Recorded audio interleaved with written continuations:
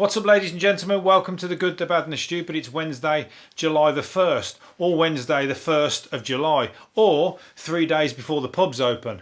That's more like it. 3, 2, 1. That's what we're going to do. A bit of a countdown over the next few days before we all get excited because the pubs are going to be open. It's Saturday, isn't it? So they couldn't even do it on a fucking Friday, so you still got to suffer Friday. Saturday, the pubs are open. You can get all your gear on, get down the pub, drink more than you normally would, get in a fight, get nicked. Day to remember. Put that one in your diary. You remember the day when the pubs reopened. There's going to be a lot of that going on. There's going to be a lot of parties, a lot of singing, I imagine. A lot of COVID-19 being passed around, probably. A lot of pharmaceuticals being passed around as well, more likely. Because I guess the drug dealers are going to be back in business as well. So yeah, everything's almost back to normal. I don't know how the deal is. You're allowed to sit in the pubs. I know we're already serving outside the pubs, aren't they? So yeah, you must be able to go inside the pub. So it's whether you decide to wear a face mask or not, isn't it? Even if you wore a face mask and you got pissed, do you really think your face mask is going to stay over your face? No. It's going to be... You're going to be doing all sorts with it, making it into an eye patch, putting it on your head like a little hanky nurse's hat. You're going to be dropping it on the floor. You're going to be wiping your hands with it in the bathroom after having a piss. All that sort of stuff. The mask is not going to be of any use to anybody. Anyway, yeah, so that's good, something to look forward to. Something else to look forward to is Britain is going to be suffering 40-degree heat by the end of the century if we fail to tackle climate change. So, I mean, that's us in England, in shitty weather England, 40-degree heat we're going to have. You know, some would say that fucking bring it on. I mean, as soon as the sun comes out in England, people are putting butter on themselves. They do on my council estate anyway. Lying out on the roof, covered in fucking, I can't believe it's not butter. It should be, I can't believe it's not sun cream, because they're using butter instead. But trying to cook themselves. But when we get 40 degree, people will say, bring it on, man. We're fucking desperate for a suntan. But then you'll have the other half who are like, oh, it's too hot. The moaners will be out in force. It's only like a degree tipping point from people being, oh, this is fucking beautiful, to, oh, fucking hell, it's too hot. I can't stand this. The moan, us Brits know how to moan, put it that way. We know how to drink and have a good time, but we also know, and smash things up, and we also know how to moan. We're good whingers. That's why the Australians call us whinging poms. But yeah, so it's going to be 40 degrees. What's it going to be like in other countries if we're 40 degrees? What about countries that are already hot? By the time that comes to us, all the other countries that are already hot where we go on holiday, they must be up to about 70. So we're not going to just have mad sunshine. We're going to have a fucking invasion of people who are just beyond fucking able to cope with the heat in their country. They're going to be swimming over here, aren't they? We're going to be inundated. It's going to be like Waterworld rafts, like the Spanish Armada, all heading to England. Fucking, it's going to be, everybody's going to be piling on because 40 degrees is going to be considered to be cool. If you take Italy and fucking and Morocco and fuck knows Spain, Africa, everywhere, they're going to be like double or triple that. Anyway, so something to look forward to. Save your we'll have to fucking do one to Antarctica and let them have it, I think, because Antarctica must have heated up by then. The place will be on its fucking last legs, won't it? If that's the way it's going. Well, in fact, we'll have to leave the planet. I'm going to have to fucking start befriending Elon Musk now, because when he starts taking people up to colonise another planet, I want to be on there. Although we are just going to be breeding inbred, because there's not going to be that many people up there. So I'll have to be one of the forefathers of the inbred community on Mars. At least I started off, at least my first offspring would be relatively normal. It's just a few chains down the line when they're all like hick and they're all a bit fucking, you know, like Jeff Goldblum when he comes out of that pod in The Fly, when he's all a bit fucking mashed up and everything. And when they look back to the family tree, there's going to be me stood at the top of it, Mr. Normal looking, not normal in any other way. I'll be the fucking the grandfather of the inbred society. No thanks. I think I'm going to take my chances back down here on Earth. I don't know what the fuck I'm talking about, but then that's the way it goes, because I just say as it comes into my brain. You get to hear firsthand how I think, which is very unusual, I think, by the sounds of what I've just said. An essay by Star Trek actor William Shatner, On-Screen Fighting. What? On-Screen Fighting is set to fetch up to $3,000. The 80-year-old who played Captain Kirk, the original side, tells of how he made his character look good in battle. On-screen fighting. I've no idea what the fuck that is. And I'm just going to say an essay by William Shatner is about to fetch $3,000 by what's it called, by auction. So anybody that's paid £200 or £300 for his signature somewhere along the lines, down at one of these Star Trek conventions, because he charges a fucking fortune for it, I think. So keep hold of it, because when he pops his clogs, it might be fucking worth up to $3,000. You might as well turn it into, try and get your money back somehow. I really can't see the draw of having a signature by somebody, paying a fortune for a signature by somebody, but people do. I know, because I've sold a Dustin Hoffman one the other week. It took me fucking ages to sell it. He ain't the most popular guy. I bought it at a market and I tried to resell it. I must have had it about 8 months. I didn't sell it till I've reduced the price. So Dustin Hoffman's not a great draw. Obviously not as big a draw as William Shatner by the looks of it. So you've got to get your stars right. I mean, Marilyn Monroe all day long is going to be fucking thousands and thousands. Whereas, I don't know, Hilda Ogden out of Coronation Street is probably not going to be worth fucking enough to buy a portion of chips from the chip shop. Anyway, Ghostbusters have been called into a woods because it's been haunted by a potty-mouthed ghoul that's swearing at the tourists who visit the beauty spot. You'd have to go up and have a look for that. That's my kind of ghost, a ghost that swears at you. That's my kind of lady. She's been telling people to fuck off in Somerset's Quantock Hills for quite a while. Telling them to fuck off out of my woods, will ya? That's like, how old is she? She can't be that old. The area's scheduled ancient monument known as Dead Woman's Ditch is linked to 2 murders after the body of Shirley Banks was there in 1988. And the voice of the site started shouting, fuck off, there is definitely something there. My wife has experienced it for a long time.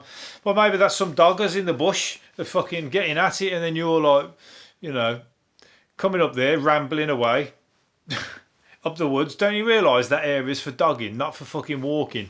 And you come up there with your little picnic and packed lunch, being all twee. Then they're going, fuck off out of here, we're fucking trying to fucking have sex here. But you can't hear the rest of it. You've already ran off at the first fuck off because you're a twee little picnic carrier. Could be. It reminds me of a story because it's a ghost that is saying that it appears to be wearing old-fashioned dressed in white with old-fashioned clothing.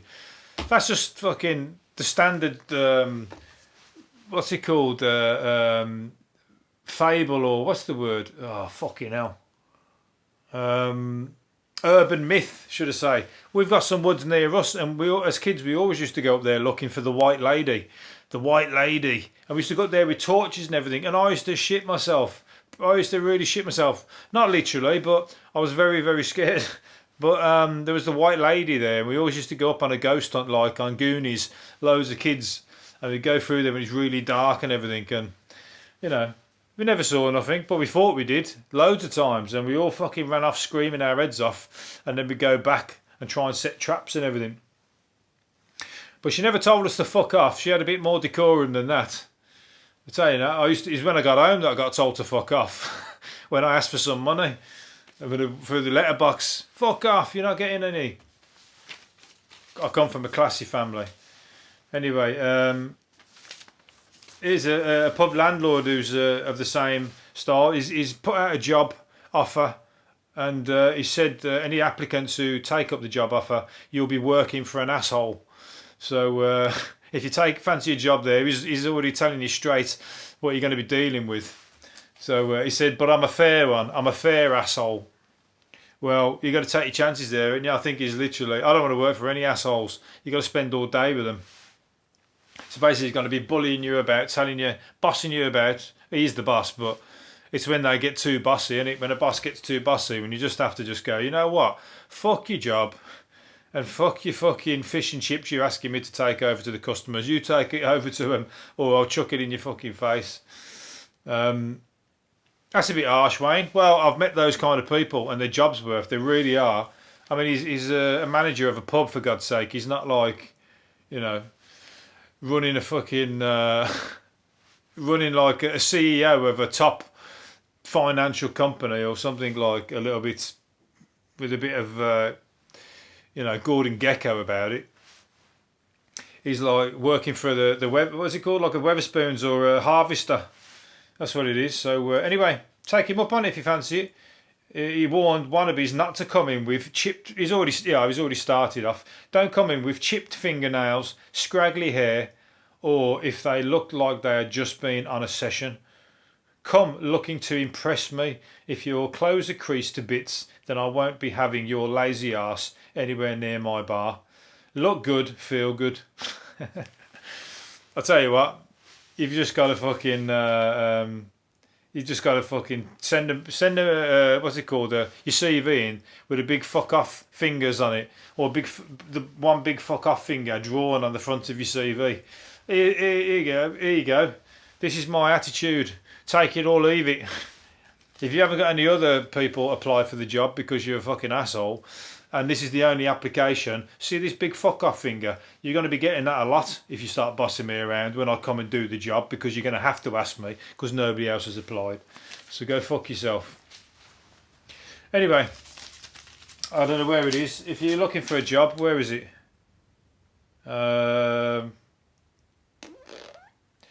The George Pub and Grill in Stockton, County Durham.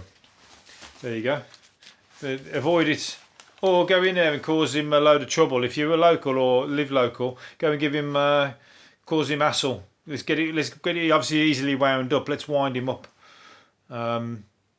Order some food, and when he comes, go, no, I didn't order that. I ordered the something completely different to that. And he could do that a few times, and that'll get on his fucking nerves, because the customer's always right in his eyes. So you can play it against him. Jammie Dodgers will go back to being plant-based biscuits after a switch to dairy. I've ripped half of this off. After a switch to dairy was panned. Dairy? Why the fuck? Why is dairy being in biscuits anyway? It doesn't need to be there, does it? That's the mad thing about at the dairy industry and the fucking animal industry. It's in loads of foods that you wouldn't, if you try not to eat meat, which I do, and then you try and you have to check the packaging and stuff and that, because you find meat, it's in fucking everything. Milk is in everything. I mean, you run out of, like, especially on the biscuit aisles and stuff like that, and loads of other stuff, like certain breads and everything. You find it, eggs and breads and whatever else. It's in fucking everything. It's like, and it doesn't need to be there, because everybody's got like alternative. Now they're all making an alternative, like Galaxy. They've just done a Galaxy vegan chocolate bar. Tastes just the fucking same. I've tasted it. It's just twice the price. That's the only problem. Anyway. Jammie Dodgers going back to being plant-based. Good. You should never have gone anything other. You should have fucking just been plant-based anyway. Otherwise, so that's good, because Jammie Dodgers, I didn't know they weren't. So now Jammie Dodgers is back on my shopping list. Thank you.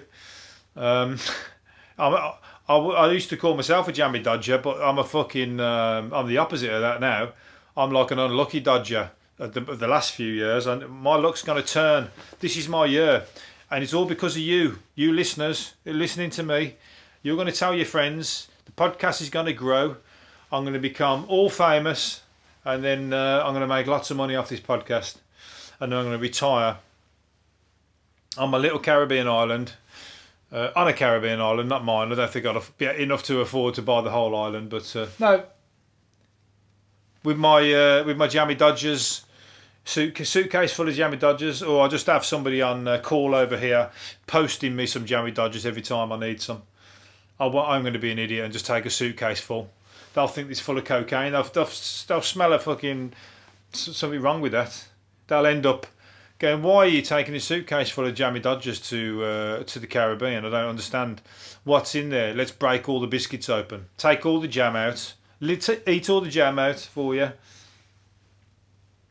Make sure you're not smuggling drugs back to where drugs are smuggled from in the first place. What are we going to say? Nearly there. We're nearly finished. A hotel beach bar on the Turkish. I'm not going to go and retire to this place. A hotel beach bar in Turkey have hiked their prices for tourists because the fucking holidays are back on the menu, and they're what's it called? They're hiking their prices to tourists. How much do you think kebab is? A kebab that would normally be about £5, probably cheaper because it's in Turkey. £43. That's 10 times the price. You got to fucking piss off. You got to tell him to do one.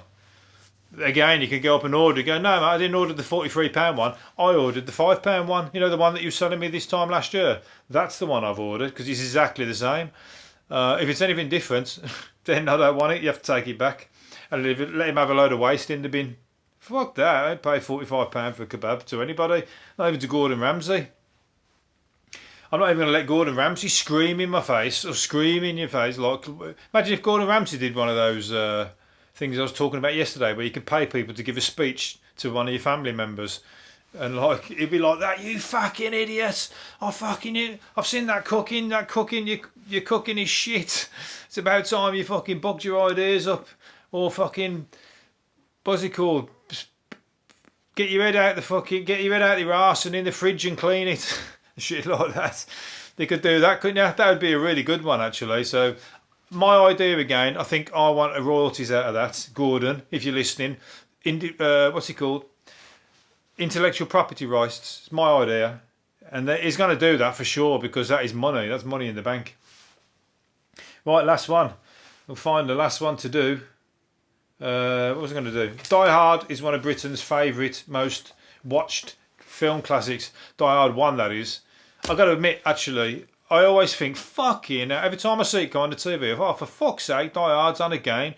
It's kind of think of anything fucking better to put on. And then I watch it all the way through, because it is a great film. You can never get enough of Alan Rickman in that film.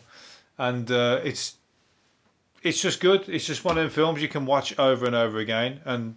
But lots of other films they put on the TV that over and over and over again are fucking shit. And I just have to turn over. But the Die Hard, I can suffer. The Die Hard and Rocky all day long, and First Blood one, I can watch them on repeat. They're like, they're like my go-to. If you're feeling a bit down, get one of those films on. They'll perk you up. But yeah, it's like, what's it called? What's it? Alan Rickman. I don't think he was even. What was the fucking story about that? Oh, there was something about the Alan Rickman thing. Anyway, I don't know what it is, so I'm gonna fucking. I'm not gonna try and remember because it will take me forever and I won't come up with the answer. But he's the best. He's the best villain for a while, isn't he? Because he was charming. And I bet there were some women who were thinking he's a nasty bastard. I would love to jump into bed with him. He's such a nasty bastard, but he's fucking. He's got me feeling a little bit, like I want him to point his gun at me, if you know what I mean. Right, I think I'm going to leave it there before I turn a few ladies off my podcast. Right, hopefully you've enjoyed it, and I'll see you again tomorrow. See you later for now. Bye.